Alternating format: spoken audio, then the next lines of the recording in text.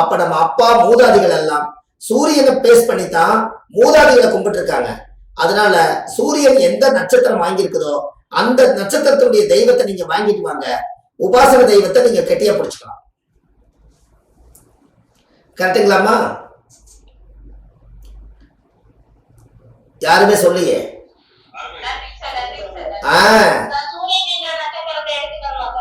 நல்லா பாத்துங்க அம்மா. அஞ்சாம் பாவ குலதெய்வமா அம்மா? நல்லா பாருங்க. நீங்க நல்லா பாருங்க. அப்பா உங்களுக்கு குரு திசை 16 வருஷம் எப்படி வந்தது? மேசத்துல இருந்து மீனம் வரைக்கும் நீங்க 12, மறுபடியும் மேசம் 13, ரிஷபம் 14, மிதுனம் 15, கடகம் 16. 16 வருஷத்துல குரு உச்சம். அதனாலதானே கடகத்துல வந்து 16ஓட நின்றுச்சு. கரெக்டுங்களா? இது இன்னும் சொல்ல போனா அந்த 16 எப்படி வந்தது? சூரியன் திசை எத்தனை வருஷங்க? சந்திர திசை 10 வருஷம். 10 3 6 எவ்வளவுங்க? அப்ப 16. அதனாலதான் சூரியனும் சந்திரனும் அப்பா அம்மா 2 பேரும் சேர்ந்து ஒரு குழந்தைய 16 வருஷம்ங்கிறத உருவாக்கி கடக ராசியில தாயுடைய கர்ப்பத்துல வச்சிருக்காங்க. எப்படி?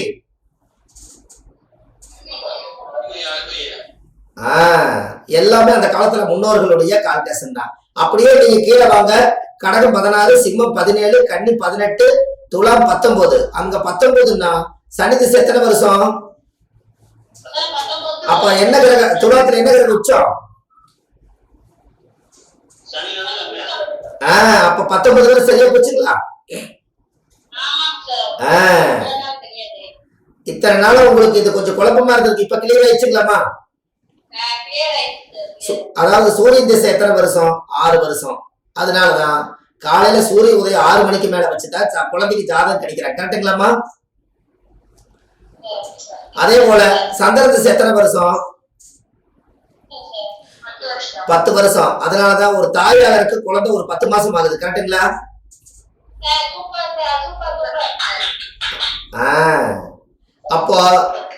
அப்ப இப்படி எல்லாம் உங்களோட முன்னோர்கள் எல்லாம் அந்த காலத்துல இப்படி செஞ்சு வச்சிருக்காங்க. இது எல்லாமே விஷயங்கள் இருக்குது. நீங்க கரெக்டா புடிங்க. ஒரு ஜாதகத்துல நீங்க லக்கணம் வந்து 1ஆம் பாவம் ஒரு உயிர் பிறக்குது. 2ஆம் பாவம் அந்த குழந்தைக்கு வந்து 2ஆம் பாவம் வாக்குஸ்தானம். அப்ப வாக்குஸ்தானம்னா அப்ப அந்த குழந்தை பிறந்த குழந்தைக்கு உயிர் வேணும். அந்த குழந்தைக்கு உயிரோட இருக்கணும்னா அந்த குழந்தைக்கு பச்சை குழந்தைக்கு பால் வேணும். இந்த பால் வேணும்னா யாருக்கிட்ட கிடைக்கும்? தாயுடைய மடியில தான் கிடைக்கும். அம்மாவோட மார்புல கிடைக்கும். அப்ப அம்மாவுடைய இடம் எது? 4ஆம் இடம். 4ஆம் அதிபதி யாரு? சந்திரன். அவர் எங்க போய் உச்சமாகிறாரு? ரிஷப ராசி வீட்டுல. அப்போ 2ஆம் இடம். அம்மா ஒரு நிமிஷம். 2ஆம் பாவம் வாக்குஸ்தானம். அப்போ நம்மளுடைய அந்த குழந்தை வாய் போய் அம்மாவுடைய இடத்துல போய் பால் குடிச்சு 2ஆம் பாவம் வாக்கு பேசுது. அதுக்கு அடுத்து பேச ஆரம்பிச்சோம்னே மிதனம் வந்து 3ஆம் இடம். அந்த 3ஆம் இடத்துல வந்து உங்க வாழ்க்கையில எப்படி உட்கார்ந்துருச்சுன்னா புதன் வீடா இருந்ததுனால அந்த படிப்பு அப்படிங்கிற ஒரு விஷயம் உள்ள வந்துருச்சு. கரெக்டுங்களா? ஒரு நிமிஷம்.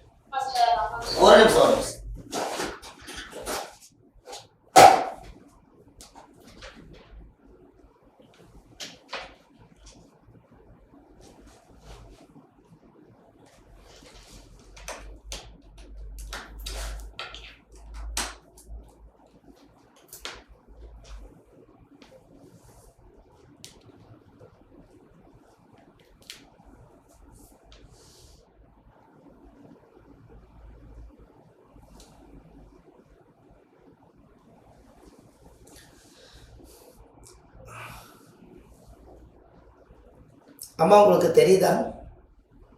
அம்மா உங்களுக்கு தெரியுதுங்களா? சரி. இது கொஞ்சம் சார்ஜ் பத்தல, அதனால சார்ஜ் போட்டேன். ஓகே. அதாவது 3ஆம் இடம் அந்த குழந்தைக்கு வந்து அதனுடைய சகோதர வர்க்கம். அதாவது வந்து 3ஆம் இடம் என்பது குழந்தை, அது புதனோட வீடு. அதனால அதுக்கு அறிவு பிறக்குது. அதனால அந்த குழந்தைய கொண்டு போய் புதன் என்பது பள்ளிக்கூடம், பாடசாலையில கொண்டு போய் விட்டுறாங்க. பாடசாலையில விட்டுட்டு நேரா அம்மான்னு சொல்லி வீட்டுக்கு வருது. அதனால அது 4ஆம் பாவம். அம்மா வந்து சொன்னாத்தான் அப்பாவின் பேர் தெரியுமடா, அவளும் சொல்லவில்லை என்றால் தப்பாகத்தான் போகுமடான்னு அடுத்து 5ஆம் பாவம் தானே சூரிய வீடை வச்சிருக்காங்க. அப்போ அப்ப 4ஆம் பாவ தாயி, அங்கதான் தாயுடைய குழந்தைக்கு முதல் வாகனம் எதுன்னு கேட்டீங்கன்னா அம்மாவோட இடுப்பு தான் அந்த காலத்துல முதல் தாய்க்கு வாகனம். அது வாட்டுக்கு குழந்தை தூக்கி இடுப்புல போட்டாங்கன்னா அது வாட்டுக்கு நடந்து 1 கிலோமீட்டர் அவங்க வேலை பார்த்து போயிட்டே இருப்பாங்க. தண்ணி சுமப்பாங்க, ஒரு குழந்தை சுமப்பாங்க. முதல் வாகனம் 4ஆம் இடம் என்பது தாய் தான். ஒரு குழந்தைக்கு முதல் இடுப்பு தான், தாயோட உடம்புல இடுப்பு தான் தாய்க்கு முதல் 2 கால் வாகனம். அதுக்கப்புறம் தான் 4 கால் வந்தது. அப்ப 4ஆம் இடம் என்பது தாய் சுகம்.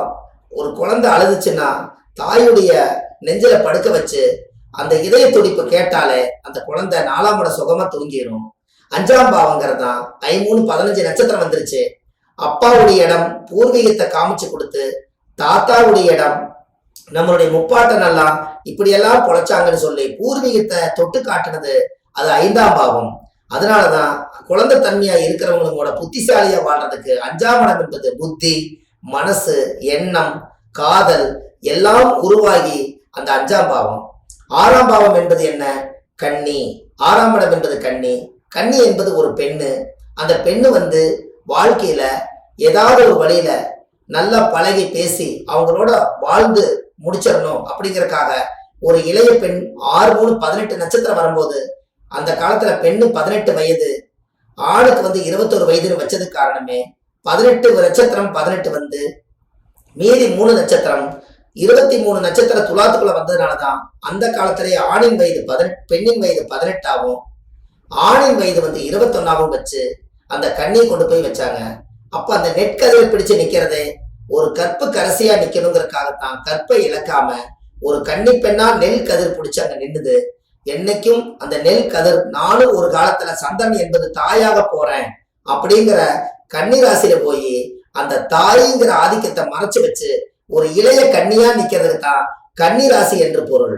அதே ஒரு பெண்ணாக இருப்பதனால அது ஒருவருக்கு ஒருத்தியாத்தான் வாழணும் அப்படிங்கறதுதான் ஆதி காலத்துல பழக்கம்.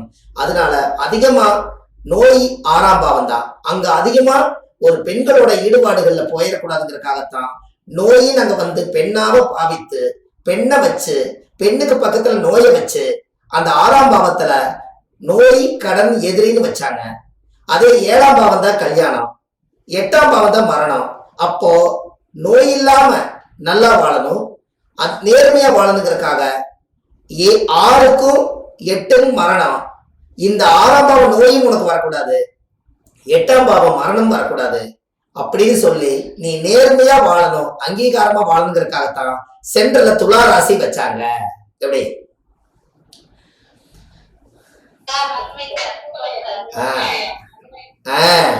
துலா ராசி வச்சாங்க. அதுக்கு அடுத்தபடியா அந்த துலா முடிஞ்சோடனே அந்த 7ஆம் பாவம் கல்யாணம் முடிஞ்சு 8ஆம் பாவம்ங்கிறது தான் ஒரு மனிதனுக்கு அவங்களோட ஆயுள் இனிமேல் நாம பொழைச்சுக்கணும்னு சொல்லி அந்த 8ஆம் இடம்ங்கிறது ஒரு பெண்ணுக்கு மாங்கலியமா அங்க வந்ததுக்கு காரணமே அதுதான். அந்த 8ஆம் பாவம் அந்த காலத்துல அனுச நட்சத்திரம் அதுக்குள்ள இருக்கிறதுனால அனுசம் என்பது பனைமரம், பனை ஓலையில தாலி செஞ்சு ஒரு காலத்துல தாலி கட்டி ஆள் போல் தலைச்சு அருகும்போல் வேறுன்றிங்கிற மாதிரி பனை ஆயிரம் பறவை ஆயிரமா அவங்க வாழ்ந்ததுனாலதான் அந்த காலத்துல உயிரை காப்பாத்துறதுக்கு அனுச நட்சத்திரக்காருக்கு ஆயில் கட்டிங்கிறதுனாலதான் 8ஆம் இடம் ஆயில்னு வச்சாங்க. இன்னும் சொல்ல போனா 8ஆம் ஆயிலுங்கிறது என்ன? ஒரு மனிதனுக்கு ஏன் ஆயில வச்சாங்கன்னா, ஏன் பனைமரத்தை வச்சாங்கன்னா, அனுச நட்சத்திரக்காரு கூட போனீங்கன்னா உயிரை காப்பாத்திடுவாங்க. என்ன காரணம்னா, நீங்க ராமேஸ்வரம் திருச்செந்தூர் சைடு போனீங்கன்னா நம்ம ஊர்ல தென்னை மரம் எப்படி இருக்குதோ அதே மாதிரி அங்க பனைமரம் தான் அதிகமா இருக்கும். அப்போ இந்த பனை மரம் எல்லாம் அனுச நட்சத்திரமா இயங்குது. அப்போ என்ன ஆகுதுன்னு கேட்டீங்கன்னா, திருச்செந்தூர் ராமேஸ்வரம் சைடு எல்லாம் பாத்தீங்கன்னா கடல் காத்து அதிகமா வீசுது. அப்ப இந்த சூறாவளி காத்து வந்ததுன்னா இந்த கிராமத்தை அழிச்சு போடும். அப்ப இந்த பனைமரத்தை எல்லாம் லைனா வச்சுட்டாங்கன்னா இந்த சூறாவளி காத்து கண்ணுக்கு தெரியாம வரக்கூடிய காத்து இந்த பனை ஓலையில ஈக்கியா இருக்கிற ஊசியா இருக்கிறத போய் அது மோதி அந்த காத்தை தடுத்து சின்ன ஒரு குளிர் மட்டும் அடிக்கிற அளவுக்கு போயிடும். அப்போ அனுசர் தான் உயிரை காப்பாத்துது. எப்படி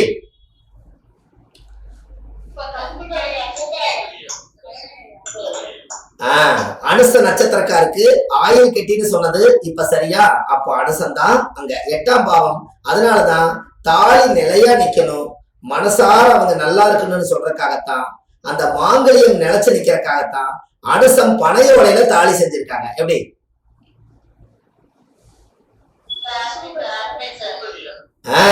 அடுத்தது 9ஆம் பாவம் என்பது என்னன்னா, இவருக்கு 6ஆம் பாவம் கன்னி பார்த்தாச்சு, அதுக்கப்புறம் கன்னி கழிஞ்சு 7ஆம் பாவம் கல்யாணம் மூச்சாச்சு, 8ஆம் பாவம் மாங்கலியம் ஏத்தியாச்சு, 8ஆம் இடம் ஆயுளுக்கு பாதுகாப்பு வந்தாச்சு. இனி 9ஆம் இடம் என்பது இவங்க ஒரு ஜெனரேஷன் உருவாக்கி 2 பேரும் கணவன் மனைவி சேர்ந்து ஒரு குழந்தையை பெத்தாச்சுன்னா அப்பாங்கிற அங்கீகாரம் வந்ததுனாலதான் காலச்சக்கரத்துக்கு 9ஆம் இடம் அப்பா ஸ்தானம் வந்திருக்குது. எப்படி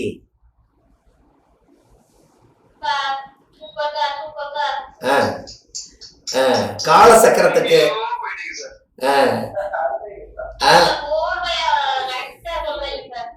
ரொம்ப சந்தோஷம். காலச்சக்கரத்துக்கு அது 9ஆம் பாவம். அந்த 9ஆம் பாவம் யாருன்னா தகப்பா ஸ்தானம். அப்ப தகப்பா ஸ்தானம் அதிபதிப்பட்டவரு அந்த யாரோட வீடு வருது, அது குருவோட வீடா வருது. அப்ப குருங்கிறவர் யாருன்னா குழந்தை. அப்ப வந்து உடனே கங்கராங்குலேஷன், என்ன சந்தோஷமான செய்தி, நீங்க அப்பாவாக போறீங்க அப்படின்னு சொன்னது காரணமே அப்பாங்கிற இடத்துல குருங்கிற நிக்கிறதுனாலதான் அப்பா கங்கராங்குலேஷன் சொல்றீங்க. எப்படி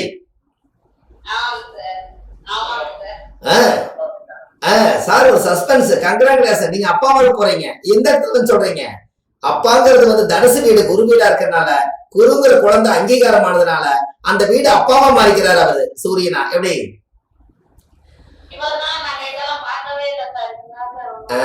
சந்தோஷம் சந்தோஷம். 9ஆம் பாவம் அப்பா வந்துட்டாரு. இனி இனி அவர் என்ன பண்ணுவாரு, கல்யாணம் முடிச்சு வச்சவரு, ஏய் நீ அப்பாவாக போயிட்ட, இனிமேல் நீ ஊதாரித்தனமா இருக்கக்கூடாது, இனி போய் தொழிலுக்கு போய் பொண்டாட்டி உலைகளெல்லாம் காப்பாத்தி நீ போய் உடம்ப வளைச்சு பாடுபட்டினாதான் உன்ற குடும்பத்தை காப்பாற்ற முடியும்னு சொல்லி இனி போய் தொழிலுக்கு போன்னு சொன்னதுனாலதான் 9ஆம் பாவம் தனுசு, 10ஆம் பாவம் தான் தொழிலு. அந்த 10ஆம் பாவம் அந்த காலத்துல இவ்வளவு விஞ்ஞானங்கள் பிறக்காத காலத்துல 10ஆம் இடத்துல யாரு உச்சமாகறா, மகரத்துல செவ்வாய் உச்சமாகறாரு. செவ்வாய்னா யாரு, பூமிகாரகன். அந்த பூமி அங்க செவ்வாய்னா ஆயுதம். அங்க ஏறு உளுந்து அந்த கலப்பையோட போய் முதல்ல வாழ்ந்த இடமெல்லாம் சேரும் சகதியும் வாழ்ந்ததுனால வயல் வாய்க்கால் எல்லாமே மகரத்தை குறிக்குது. அழுக்கு, சூறை, சகதி, சேரு அனைத்தும் சனியோட இடமா இருக்கிறதுனாலதான் போய் காலை கொண்டு போய் சேத்துல வச்சு செவ்வாய்ங்கிற கலப்பை பிடிச்சு உழுது நீ சம்பாரிச்சு தொழில் அந்தஸ்தை ஏற்படுத்துற இடம்